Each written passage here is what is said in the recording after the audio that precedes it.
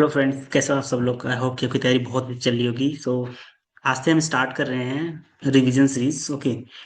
अभी 9 या 10 वीडियोस मैंने मॉक टेस्ट के लेके आए हैं। प्लीज़ उसको देख लेना, लगा लेना, सारे प्रैक्टिस कर लेना। ओके। सारे वीडियो वन बाय वन बहुत इंपॉर्टेंट है प्रीलिम्स के लिए। एंड आज से जो भी 29 को आई थिंक आपका प्रीलिम्स होने वाला है, तो 28 तक हम ट्राई करेंगे कि 6-7 मॉक टेस्ट रिवीजन सीरीज का लेके आए, जिससे कि आप लोग के लिए बहुत बेनिफिट होने वाला है वो सीरीज। अगर आप इस सीरीज को देख रहे हैं रिवीजन को, तो आपने अभी तक जो पढ़ा है वो आपका रिवाइज भी होगा, कॉन्सेप्ट सारे क्लियर होंगे, एंड कोई भी क्वेश्चंस और किसी भी टॉपिक से छूटने नहीं पाएगा। ओके। ये हमारा फर्स्ट रिवीजन सीरीज है। कल हमारा सेकंड आएगा। ऐसे ऐसे 28 तक ट्राई करेंगे लेके आने का, सारे one every day one by one. Okay. And इसका पीडीएफ हम टेलीग्राम पे डेली प्रोवाइड कर देंगे, ठीक है। ये हमारा फर्स्ट है। 25 क्वेश्चंस हैं। उसका सबसे अच्छा तरीका है इसको सॉल्व करने का, क्वेश्चन देखो, वीडियो को पॉज करो, ट्राई टू सॉल्व योरसेल्फ। उसके बाद जो है फिर आप सोल्यूशन देखो और एक्सप्लेनेशन देखो। ओके। मैं हर एक टॉपिक के हर एक क्वेश्चन को, ऑप्शंस को एक्सप्लेन करूंगा one by one. Okay. Before that मैं एक अनाउंसमेंट करने वाला हूँ। हमारा जो कल का मॉक टेस्ट हम जो डेली करवाते हैं, ओके, उसका रिजल्ट ये है गाइस कि टॉप परफॉर्मेंस में हमारे साथ रहे हैं कौन से। एक करण है, ठीक है, सुमंता है, एंड अमित। ये इन्होंने टॉप की परफॉर्मेंस रहे हैं। बाकी के इसका लीडर भी टोटल लोगों ने जितने अटेम्प्ट किए थे, यानी ये टोटल 95 मॉक टेस्ट रिवीजन था। इसको आप देख सकते हैं, यहाँ से डाउनलोड कर सकते हैं। इसमें कुछ 20 या अराउंड 25 to 30 क्वेश्चन हैं रिवीजन के। ओके। यहाँ से पढ़ सकते हो आप लोग। ओके। वन बाय वन करके डिस्कस करते हैं। द फर्स्ट क्वेश्चन ये है आपके स्क्रीन पे। आपको क्या करना है, वीडियो को पॉज करना है, सॉल्व करना है, देन उसके बाद आप खुद समझना है कि क्या है। ठीक है। तो पढ़ते हैं। बीएससी का क्वेश्चन है, in standard array based implementation of A Q. Q की बात कर रहे हैं, ठीक है। सबसे आप अगर कीवर्ड पकड़ के चलोगे ना, आप समझ जाओगे। Maximum capacity of the N, मतलब इस क्यू में मैक्सिमम जो है एन एलिमेंट रह सकते हैं, ठीक है। Which of the following specific condition indicate the circular queue is completely full. देखो, अब इसमें क्या कह रहे हैं कि सर्कुलर क्यू, क्यू की बात करें। क्यू क्या होता है, एक ऐसी लाइन होती है, ठीक है, जिसमें जो है एलिमेंट्स रखे जाते हैं, ठीक है। 1 2 3 4 5 6, ठीक है। मैं मान लेता हूँ 6 है। इसकी मान लो इंडेक्सेस 1 2 3 4 5, ठीक है। अब ये सारे इंडेक्सेस हैं। अब यहाँ पे क्या है कि यहाँ पे हम लोग क्या बोलते हैं, रियर, ठीक है। रियर, यहाँ से क्या है, फ्रंट, ठीक है। मैं मान के चल रहा हूँ कि अब फ्रंट से क्या हो रहा है कि जो भी रियर से इंटर होगा वो फ्रंट से आउट होगा, ठीक है। इसको बोलते हैं इन क्यू, इसको बोलते हैं डी क्यू, ठीक है। D Q in Q. Okay. D Q in Q. तो इन क्यू से क्या है, डेटा इंटर जाएगा और आउटपुट से। बट प्रॉब्लम यहाँ पे क्या है कि सर्कुलर क्यू की बात कर रहे हैं, ठीक है। सर्कुलर क्यू में क्या होता है कि ये चीजें इससे कनेक्टेड होती हैं, ठीक है। एक सर्किल के फॉर्म में होता है, जैसे कि ऐसे बात कर ले हम आपको। तो 1 3 4 5 6, ठीक है।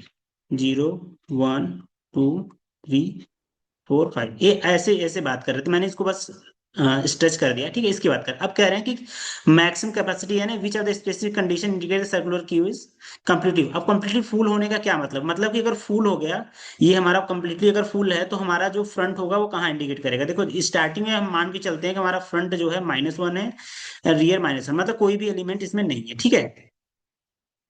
अगर मैं बात करूं कि मान लो कि 10 है, 20 है, 30 है, ठीक है, ये इनक्यू हो रहे हैं, ठीक है। उसके बाद फिर एक डी क्यू है, ठीक है। मान लो कि 10 मैंने डी क्यू किया, 10 डी क्यू किया ये, ठीक है। बाकी इनक्यू है। फिर मान लो 50 है, 60 है, ठीक है। इस तरह से है, इस तरह से। अब आप सोचो कि पहले मैंने इनक्यू किया होगा तो यहाँ पे गया होगा 10, राइट। तो यहाँ पे फ्रंट क्या हो गया, फ्रंट 0 हो गया, रियर भी यहीं पे पॉइंट आउट करेगा 0, ठीक है। अब जैसे ही 20 इन क्यू करेंगे तो 20 यहाँ आएगा, तो रियर हमारा तो यहाँ पे इंडिकेट करेगा 1 पे, राइट। फिर अगर 30 भी इंक्रीज करेंगे तो रियर हमारा क्या होगा, 2 पे इंक्रीज करेगा, फ्रंट यहीं पे रहेगा। याद रखना, फ्रंट आपका यहीं पे इंडिकेट करेगा, अभी भी 0 पे रियर आपका बढ़ता जाएगा, ठीक है। फिर इसके बाद इन्होंने क्या किया कि 10 को डी क्यू किया, राइट। तो 10 को डी क्यू किया तो रियर आपका यहाँ हो जाएगा और फ्रंट यहाँ पे हो जाएगा, फ्रंट जो है 1 हो जाएगा, ठीक है। अब ऐसे ऐसे करते जाओगे, फिर यहाँ पे 50 भरेगा, ठीक है। यहाँ पे 60 भरेगा, मान लो यहाँ पे 70 है। फिर कोई मान लो कि 70 है, फिर मान लो कोई 80 भरना। अब 80 के लिए तो कोई स्पेस बचा नहीं इधर पे रियर से डालने के लिए, तो अब जो है रियर कहाँ पे डालेगा, ठीक है। तो फ्रंट आपका कहाँ पे इंडिकेट करेगा और रियर कहाँ पे डालना है, ये चीजें करने के लिए आपको सबसे पहले क्या करना पड़ेगा, टोटल नंबर ऑफ एलिमेंट्स कितने हैं, ठीक है। टोटल फुल हो गया, ठीक है। तो टोटल कितने हैं हमारा, टोटल हमारे पास 5 है, ठीक है, +1 divided by n, number of elements, number of element कितने हैं टोटल 6। तो अब ये इसको करोगे तो आप देखोगे रिमाइंडर हमारे पास 0 आएगा, राइट। 0 मतलब इसका फ्रंट हमारा 0 पे इंडिकेट करेगा यहाँ पे। तो हमारा जो 80 होगा ये यहाँ, क्योंकि ये DQ हो चुका है, ये इम्पटी था, ठीक है, तब ये। तो ये हमारा फार्मूला फार्मूला होता है कि रियर +1 डिवाइडेड बाई n, ये परसेंटाइल में रहता है, ठीक है। ये परसेंटाइल मॉड में रहता है, कह सकते हैं मॉड n रहता है।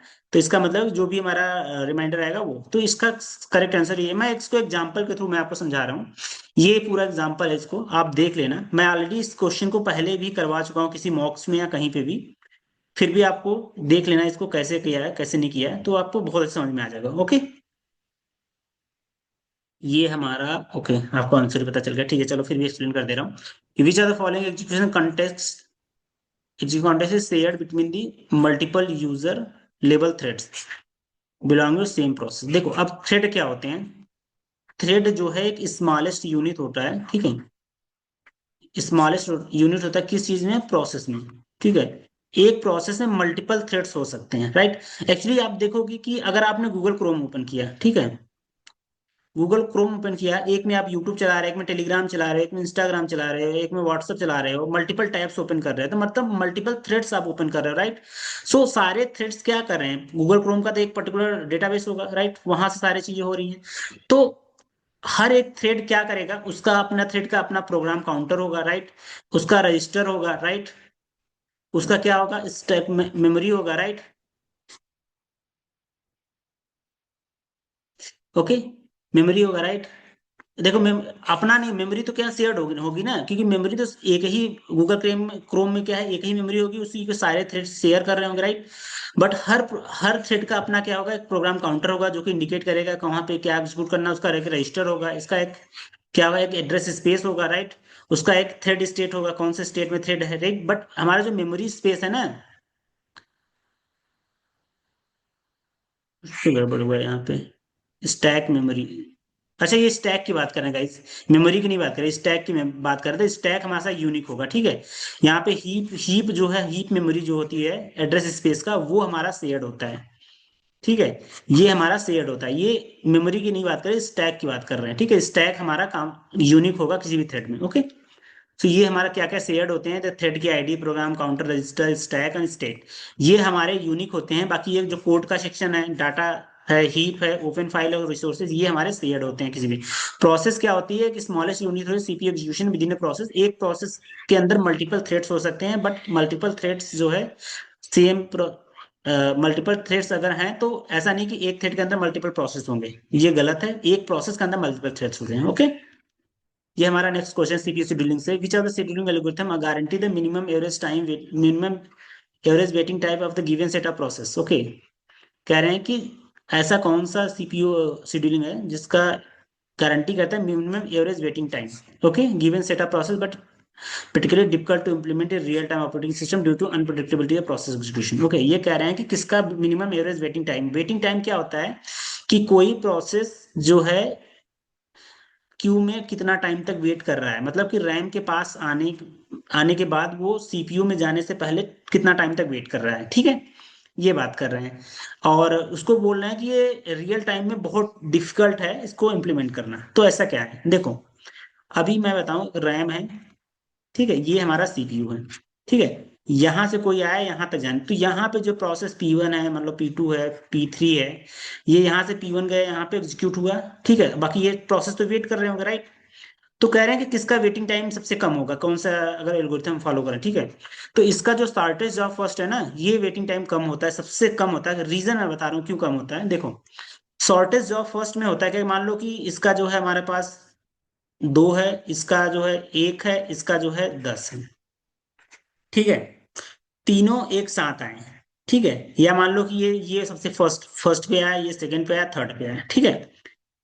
तो अब मान लो कि अब मैं कह रहा हूँ शॉर्टेज अब, तो सबसे पहले कौन एग्जीक्यूट होगा, राइट? सबसे पहले वन एग्जीक्यूट, जैसे ही आया जो है प्रोसेस P2 एग्जीक्यूट हुआ, फिर P1 एग्जीक्यूट हुआ, फिर P3 एग्जीक्यूट हुआ। तो जब ये P1 एग्जीक्यूट हो रहा है तो इसकी वेटिंग टाइम कितनी होगी, P2 की, P2 की वेटिंग एक एक एक है, इसका एक होगा, और इसका भी वेटिंग टाइम एक ही होगा अभी तक, ठीक है, प्लस अब P2 एग्जीक्यूट होगा तो ये तो खत्म हो गया, राइट? सॉरी, ये तो देखो ये तो खत्म हो गया प्रोसेस, अब ये तो प्रोसेस खत्म हो गया एग्जीक्यूट, अब P2 करेगा, P2 कितना एग्जीक्यूट करेगा, दो दो बार एग्जीक्यूट करेगा। तो दो, क्योंकि P1 तो खत्म हो गया, P2 टू टाइम्स एग्जीक्यूट करेगा, तो कितना बार वेट करना, पहले के लिए एक वेट किया P3, अब इसके लिए फिर दो वेट करेगा। तो टोटल वेटिंग टाइम कितना हो गया, 4 हो गया, राइट?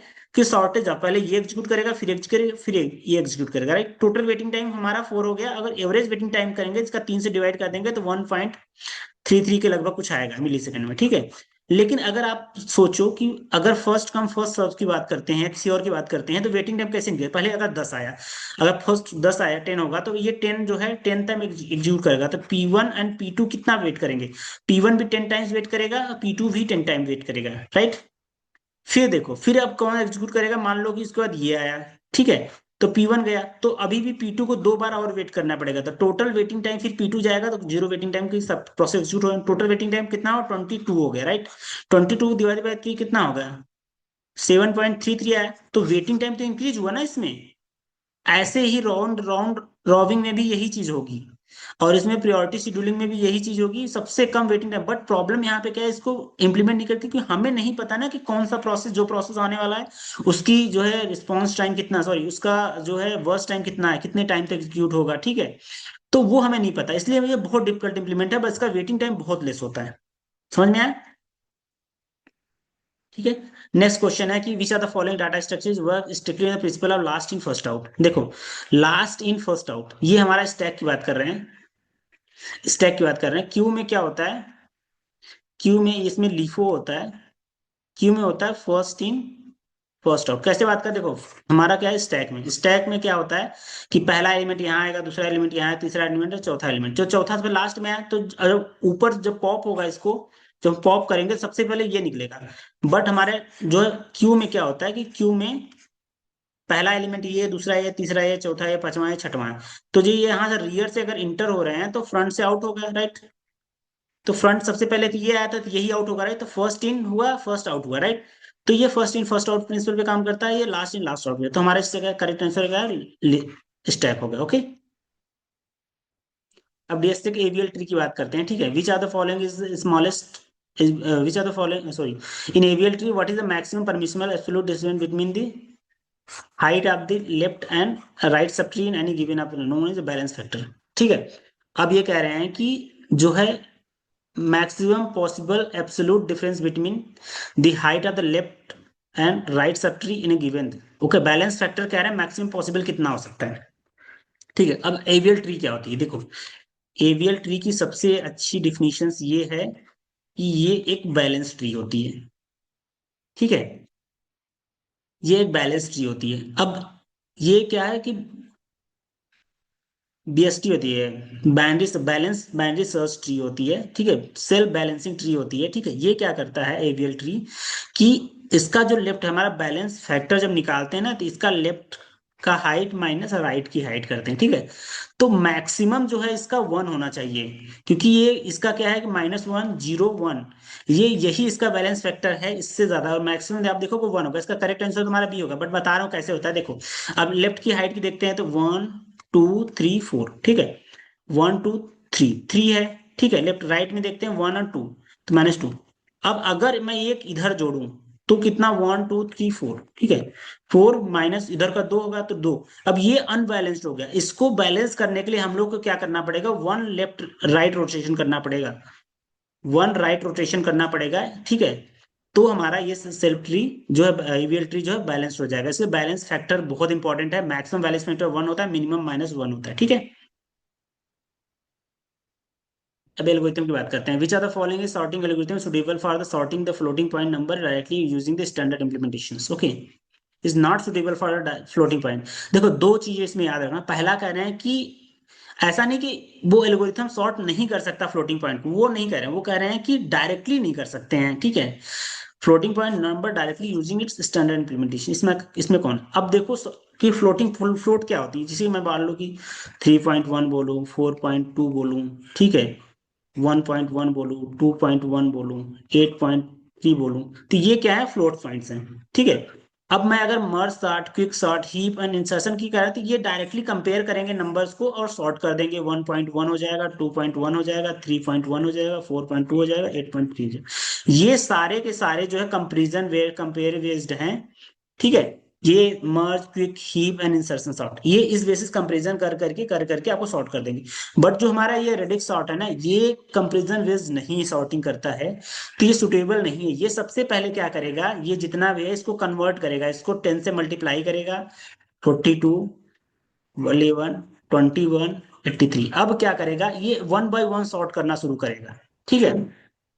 ये डिजिट पहले 10 डिजिट, फिर पहले 0 डिजिट, फिर 10 डिजिट कंपेयर करेगा, इससे इससे, फिर इससे इससे, ऐसे कंपैरिजन करेगा वन बाय वन करके। ये डिजिट बेस्ड कंपैरिजन करता है, ठीक है। डिजिट वाइज कंपेयर करके तब डिफाइन करेगा कौन सा है। सबसे पहले इसको कन्वर्ट करेगा होल नंबर इंटीजर में, देन ये करेगा डायरेक्टली, जो फ्लोटिंग पॉइंट को जो है ये सॉर्ट नहीं करता है, ठीक है, radix sort. Okay, next question हमारा रेगुलर एक्सप्रेशन से है, ठीक है। अब देखो, which are the following regular only string cat and bat but not at and rat. कह रहे हैं कि ऐसा कौन सा है इसमें से जो सिर्फ कैट एंड बैट देगा। अब आप अगर समझो कोई चीज की, मैं आपको लिस्ट दूंगा, देखो लिखा है सीबी। इसका क्या मतलब, इसके अंदर जो भी होगा या तो सी से स्टार्ट होगा या तो बी से स्टार्ट, उसके पहले कुछ भी हो सकता है, बट इसके अंदर या तो सी से स्टार्ट होगा या तो बी से स्टार्ट होगा। इसके बाद एट लगा है, तो ये हो जाएगा इसके बाद कैट एंड बैट आना चाहिए, लेकिन इसके बाद भी 1 2 3 हो सकता है, इसके बाद भी 1 2 3 हो सकता है, कुछ भी हो सकता है, हमें नहीं पता, एंड नहीं है यहाँ पे, तो ये गलत है। कैप का क्या मतलब है, कैप का मतलब स्टार्ट करना, कि स्टार्टिंग ही यही से होगा। कैट के बाद अगर लिखा है सीबी, तो इसका क्या मतलब हुआ कि हमारा जो है या तो सी से स्टार्ट होगा या तो बी से स्टार्ट होगा। इसके पहले कुछ नहीं होना चाहिए, क्योंकि स्टार्ट ही हमारा क्या है, उसके बाद स्टार्ट ही हमारा सी एंड बी से होना चाहिए, ठीक है। फिर उसके बाद ऐट लिखा है, तो यहाँ पे ऐट हो जाएगा, यहाँ पे ऐट हो जाएगा, ठीक है, यहाँ पे ऐट हो जाएगा। फिर उसके बाद डॉलर लिखा है, ठीक है। डॉलर साइन क्या करता है, इसके बाद कुछ नहीं होना है, स्टार्ट मतलब इंड ही, इससे पहले जो होगा वही इंड ही होगा, तो मतलब यही होगा, इसके बाद कुछ नहीं होगा। तो हमारा करेक्ट आंसर इसका ना यही है। समझ में आया मैं क्या बोल रहा हूँ आपको? नहीं, ये जो एक्सप्रेशंस है ना, ये सारे, इसका वैल्यू आपको समझ में आना चाहिए। ब्रैकेट में है, स्टार है, आपको एक लिस्ट देता हूँ, ठीक है। ये लिस्ट है, इसको पढ़ लेना बहुत अच्छे से कि कैसे कैसे ये क्या मतलब करता है, ये क्या क्या करता है, ये लिस्ट है, ठीक है। अगर आप इस चीज को पढ़ लोगे तो आपको समझ में आ जाएगा कि कैसे करना है। तो फिर आप इस तरह के क्वेश्चन, ये प्रीवियस ईयर का क्वेश्चन है गाइस, याद रखना, मैं जितने भी क्वेश्चन करवा रहा हूँ सब कुछ प्रीवियस ईयर के बेस पे होगा। ये 6 7 दिन बहुत इंपॉर्टेंट होने वाले हैं आप लोग के लिए। प्लीज इस वीडियो को देख लेना, आप लोग जाने से पहले आपको बहुत हेल्प मिलेगी प्रीलिम्स में, ओके। नेक्स्ट क्वेश्चन है, डेटा टाइप्स की बात कर रहे हैं, ठीक है, C programming, which are the not a built in data types in C programming. ये क्वेश्चन आया था, इसका रियल आंसर है, ठीक है, क्योंकि int, float, character and double जो है, ये सारे डेटा टाइप्स जो है बिल्ट इन है। बिल्ट इन डेटा टाइप्स का क्या मतलब है, ऐसा डेटा टाइप जो ऑलरेडी सिस्टम डिफाइंड होती है, ठीक है। सिस्टम डिफाइंड डेटा टाइप्स होता है, एक यूजर डिफाइंड डेटा टाइप्स होता है, ठीक है। जो सिस्टम डिफाइंड, आप कभी इंटीजर को डिफाइन करते हो, इंटीजर ऑलरेडी डिफाइंड है, राइट, सिस्टम में। फ्लोट हम लिखते हैं ना, इंट ए लिखते हैं, मतलब कि हम ये कह रहे हैं कि हमारा जो ए की वैल्यू होगी वो हमेशा इंटीजर टाइप ही होगी। अगर इसको हम स्ट्रिंग वैल्यू देंगे, अगर मैं कुछ बोलूंगा ऐसा, अभिषेक लिख दूं अभी, तो ये हमारा रॉन्ग हो जाएगा, इंट, क्योंकि ये स्ट्रिंग है, इसमें स्ट्रिंग नहीं स्टोर किया जा सकता, इसमें हमेशा इंटीजर होगा, ओके। सो ये रियल जो है सिस्टम डिफाइंड नहीं है, ये हमारा user defined data, okay. Next question है हमारा, which are the following sorting algorithm is unstable. देखो, हाँ, दो तरह के होते हैं, स्टेबल एंड अनस्टेबल। स्टेबल क्यों बोलते हैं कि स्टेबल है सॉर्टिंग के, या अनस्टेबल है? स्टेबल का मतलब होता है कि जो इसकी कीज होती है ना, सॉर्टिंग के बाद भी अगर किसी भी जगह की 10 है, 11 है, 9 है, 7 है, 12 है, 8 है, अगर ऐसे करें और कुछ ऐसा इसमें हो कि देखो 7 8 9 10 11 12, ठीक है। अब आप 9 देखो, यहां पे भी सॉर्टिंग के बाद भी इसकी कीज की वैल्यू नहीं बदली, राइट। तो की वैल्यू नहीं बदल रही है, इसका मतलब ये हुआ कि ये हमारा जो है स्टेबल है। तो जब दो और दो से अधिक जो वैल्यूज हैं इनकी कीज की वैल्यू अगर सेम हो आफ्टर सॉर्टिंग ऑल्सो तो उसको स्टेबल बोलते हैं, ठीक है। उसमें स्टेबल में ये सारे आते हैं, हीप सॉर्ट नहीं होता, हीप होता है एक, क्विक होती है, क्विक, हीप एंड सिलेक्शन, ठीक है। ये तीनों जो है ना सॉर्टिंग एल्गोरिथम जो है ये अनस्टेबल होते हैं, ठीक है। बाकी के जितने हैं ना जैसे कि रेडिक्स हो गया, बबल हो गया, मर्ज हो गया, इंसर्शन हो गया, ठीक है, ये सारे के सारे स्टेबल सॉर्ट्स हैं, ओके। यही एक अनस्टेबल सॉर्ट है, ये तीन, quick, heap and selection, okay. ये लिस्ट है आपकी पूरी, ये देख लेना कि देखो मर्ज, इंसर्शन, बबल, काउंटिंग, रेडिक्स, ये सारे क्या है, स्टेबल हैं, ठीक है। बाकी अनस्टेबल में ये थे, क्विक है, हीप है, सिलेक्शन सॉर्ट है, ओके। ये क्वेश्चन है, ये भी देखो हमारा क्या कह रहा है, which are following exactly 10 digit number और मोबाइल नंबर, ठीक है। कौन सा इसमें 10 डिजिट मोबाइल नंबर को देखो, ये बहुत इंपॉर्टेंट है आपके क्या बोलते हैं कि जब सिनेरियो बेस्ड, आप बोल सकते हैं कि कंडीशन बेस्ड आप लगाओगे, यूज करोगे, तो रेडिक्स रेगुलर एक्सप्रेशन बहुत इंपॉर्टेंट हो जाते हैं, ओके। तो अब मैंने अभी आपको सिखाया कि आपको ये देखो, मैंने यहाँ पे दे भी दिया है कि आपका केस का क्या मतलब है। अब आप अगर आराम से करोगे तो समझ में आएगा, ठीक है। अब चीजें समझो, अब ये कह रहे हैं कि देखो, ये जो ये कह रहे हैं कि एग्जैक्टली एन अकरेंस मतलब एन टाइम अकर होगा, तो जो ये 10 दिया है ना, इसका मतलब है कि इसके अंदर की जो वैल्यू होगी वो 10 टाइम्स अकर होगी, राइट। हमें कह रहे हैं 10 digit mobile number, right, 10 digit mobile number. अब देखो यहाँ पे मैंने बताया था जब ये जीरो से ऐसा लिखा, इसका मतलब है कि 0 से 9 कहीं से स्टार्ट हो सकता है, बट ये स्टार्ट होगा जीरो से, और ये कहाँ तक जाएगा, 0, 1, 2, 3, 4, 5, 6, 7, 8, 9, और ये 9 इसके बाद नहीं जाएगा, क्योंकि ये बोल रहे हैं कि ये हमारा 10 टाइम्स है, ठीक है। तो ये हमारा यहाँ तक 10 टाइम्स हो जाएगा, राइट। यहाँ तक 10 टाइम्स गए, अब इसके बाद ये मैंने बताया था डॉलर की साइन क्या बोल रहे हैं कि द इंड, इसके बाद नहीं आना चाहिए कुछ, ठीक है। स्टार्ट हमारा जीरो से होगा और गएगा टाइम से, तो हमारा करेक्ट आंसर बी होना चाहिए मेरे हिसाब से। तो आपके हिसाब से क्या होगा बताना, ठीक है। करेक्ट आंसर हमारा बी है, ठीक है। नाउ अब हमारे पास जावा एक्सप्रेशन है, एक्सेप्शनल क्वेश्चन है, which are the following expression is thrown when the application attempt to divide an integer by zero. अब इंटीजर हमारा 10/0 की कर रहे हैं, तो ये तो हमारा क्या होगा, अनडिफाइंड हो गया, राइट। अनडिफाइंड हो गया। अब अनडिफाइंड के लिए हमेशा जब अगर कोई भी अर्थमेटिक ऑपरेशन परफॉर्म कर रहे हो उस टाइम पे जो एक्सेप्शन आएगा, हमेशा अर्थमेटिक एक्सेप्शन ही उसको आएगा। नल नंबर फॉर्मेट एक्सेप्शन क्या होता है कि जब कोई हमें जरूरत है इंट की, बट हम पास कर रहे हैं उसमें स्ट्रिंग की, तो वो क्या करें, नंबर फॉर्मेट एक्सेप्शन आएगा। इलीगल एक्सेप्शन जब हम कोई भी अननोन या इलीगल आर्गुमेंट पास करते हैं किसी भी क्लास या मेथड्स में, तो जो है क्या, इलीगल एक्सेप्शन आता है। नल पॉइंट एक्सेप्शन क्या होता है कि मान लो कि ए बराबर 10 जो है पास करना था, बट ए बराबर नल पास हो रहा है, ए में कुछ वैल्यू ही नहीं जा रही है पास करने के लिए आर्गुमेंट में, तो ये नल पॉइंट एक्सेप्शन है। आईओ ऑपरेशन मतलब कि अगर प्रिंटर की ये फाइल एक्सेस कर रहे हैं, फाइल डाउनलोड करना है, फाइल को फाइंड आउट करना है, उस टाइम फाइल अवेलेबल ही नहीं है, तो आईओ एक्सेप्शन आता है। इसका करेक्ट आंसर हमारा अर्थमेटिक ऑपरेशन होगा, ठीक है। ये पूरा लिस्ट ऑफ द है, आप इसको पढ़ लेना। अर्थमेटिक ये बाकी रिमेनिंग है, एरे, स्ट्रिंग, क्लास, ये सारी चीजें कि कौन कौन से एक्सेप्शन अकर होते हैं जावा एक्सेप्शन में, बहुत इंपॉर्टेंट है। तो थोड़ा छोटा है, बट आप पीडीएफ में जब पढ़ोगे तो आपको दिख जाएगा चीजें, ठीक है। क्योंकि सब कुछ एक स्क्रीन पे एक इमेज में लाना बहुत मेरे लिए भी टफ था, ओके। सो ये हमारा नेक्स्ट क्वेश्चन है, ईमेल से है। Which are the protocol allow the user to access and manage the email directly on a mail server, ठीक है। कह रहे हैं कि मेल का जो हमारा सर्वर होता है और हमारे लोकल डिवाइस होता है, डायरेक्टली मेल सर्वर पे एक्सेस करने के लिए हम लोग का यूज करते हैं इंटरनेट मैसेजिंग एक्सेस प्रोटोकॉल का यूज करते हैं, ठीक है। एसएमटीपी क्या करते हैं, मेल को सेंड करने के लिए पॉप करते हैं कि सर्वर से डाउनलोड करके लोकल में रखने का, सर्वर से डिलीट करने का। एफटीपी जो फाइल ट्रांसफर के लिए काम होता है। एसएनएमपी मुझे नहीं पता।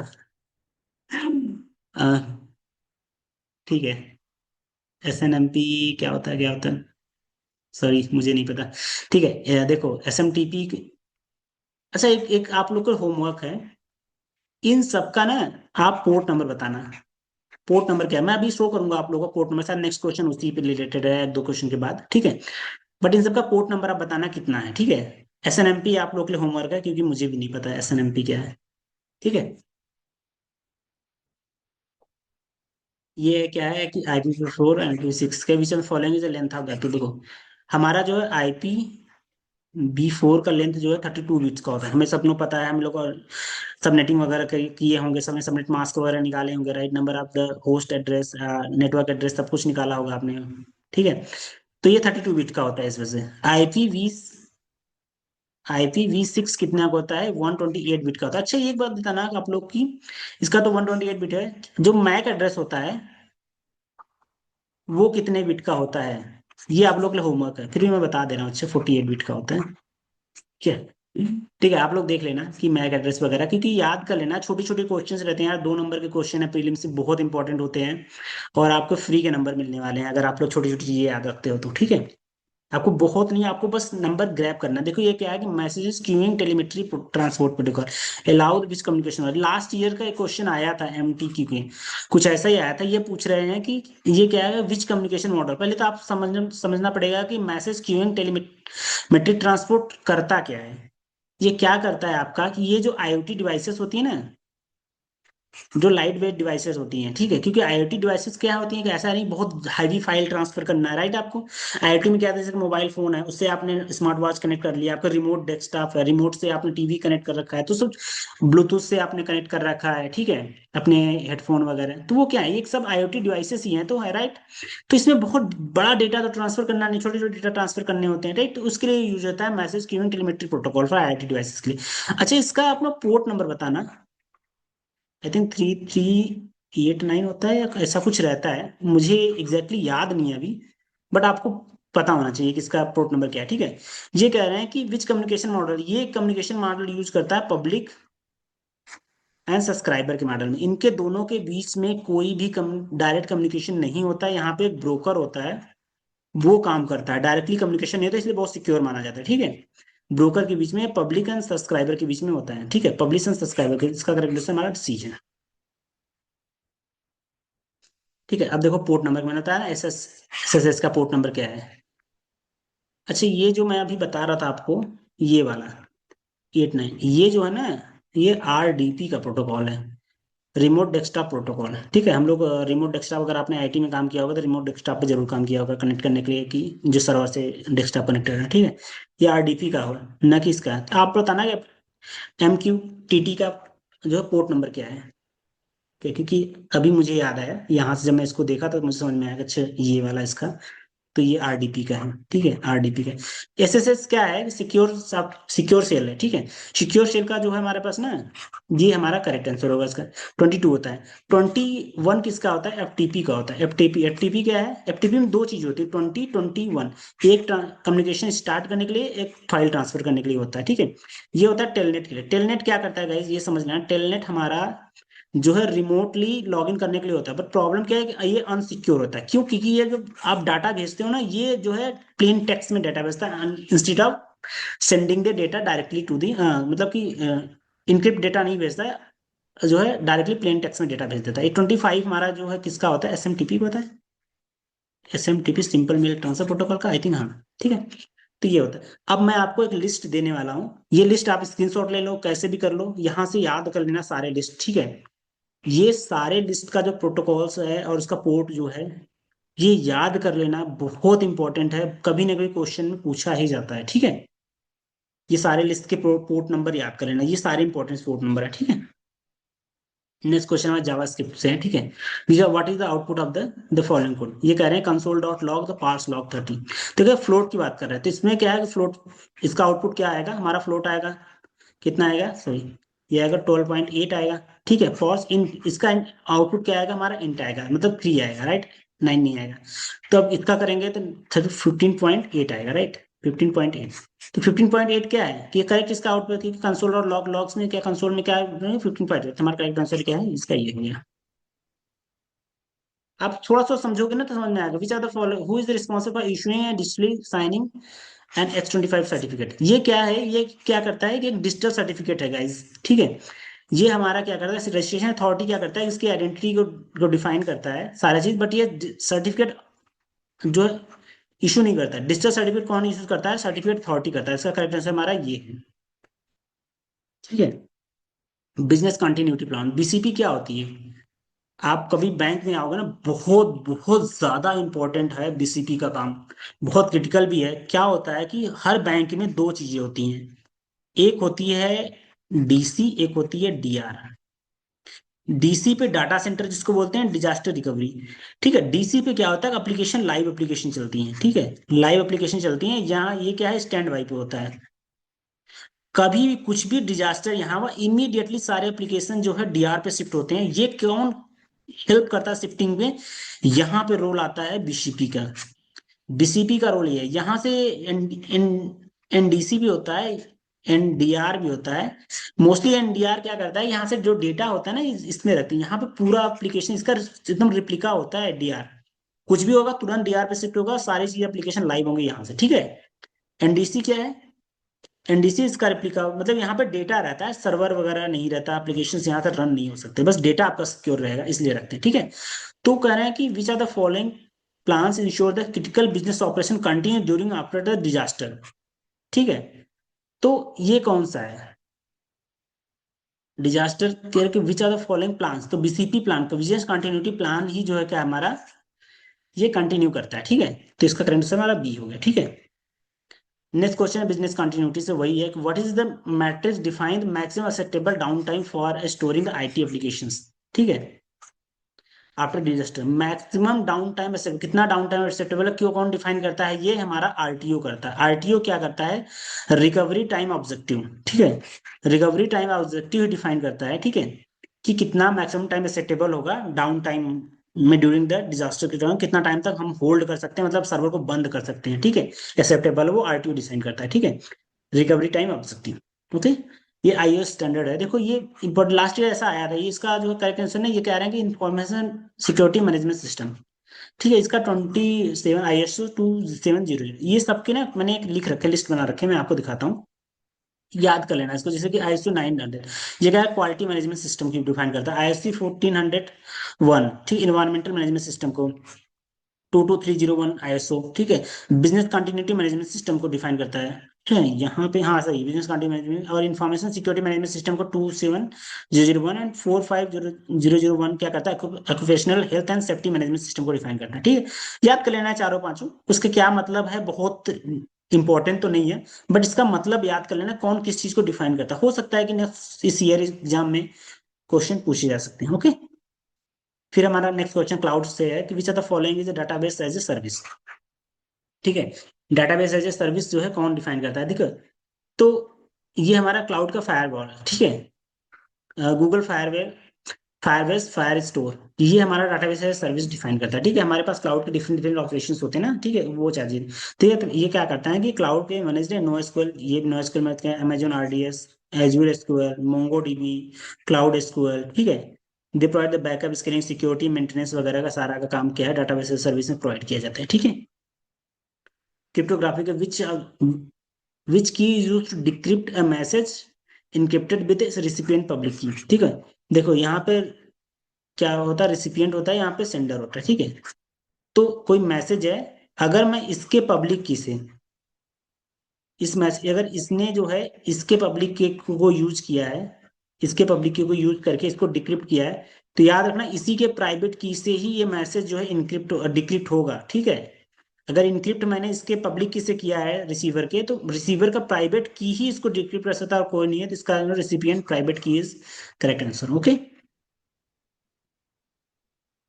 ये कॉन्सेप्ट यूज है कुछ, ये सीपी फिडलिंग क्वेश्चन है, which are the CP serial algorithm always select the process with smallest CPU burst time, ठीक है। तो आपको पता है स्मॉलेस्ट सीपीयू बर्स्ट टाइम कितना, शॉर्टेज ऑफ फर्स्ट, अभी मैंने एक्सप्लेन किया था उसको, राइट,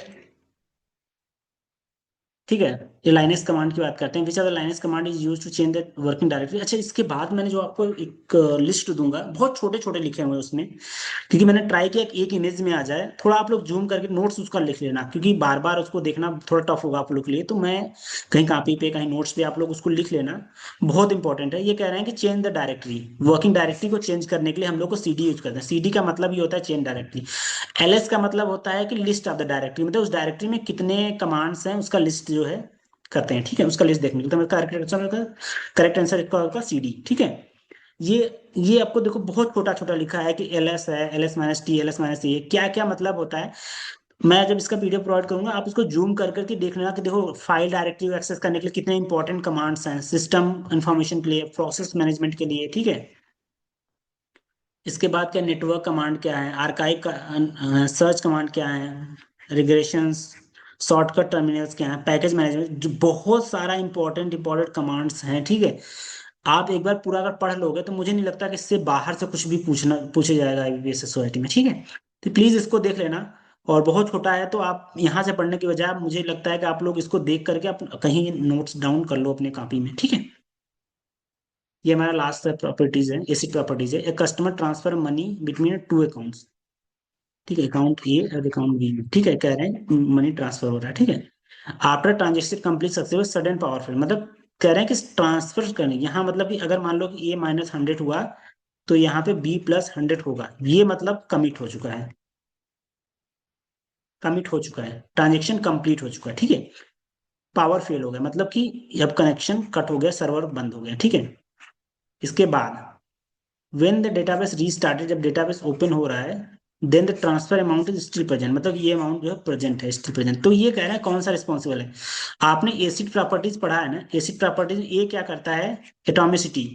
एटॉमिसिटी क्या बोलता है, या तो पूरा ट्रांजेक्शन कंप्लीट हो या कोई भी ना करो। सी क्या करता है, कंसिस्टेंसी की बात करता है, कि मतलब कि ट्रांजेक्शन से पहले का जो डेटाबेस कंसिस्टेंट स्टेट में हो, ट्रांजेक्शन के बाद भी कंसिस्टेंट स्टेट में हो। आइसोलेशन की बात करता है कि दो ट्रांजेक्शन सेम डेटाबेस पे काम कर रहे हैं तो दोनों ट्रांजेक्शन सेपरेट होने चाहिए, उसमें कोई भी इंटरफेरेंट नहीं होना चाहिए। ड्यूरेबिलिटी की बात क्या होता है कि ट्रांजेक्शन एक बार कमिट हो चुका तो वो लाइफ टाइम के लिए अवेलेबल रहना चाहिए डेटा, ठीक है।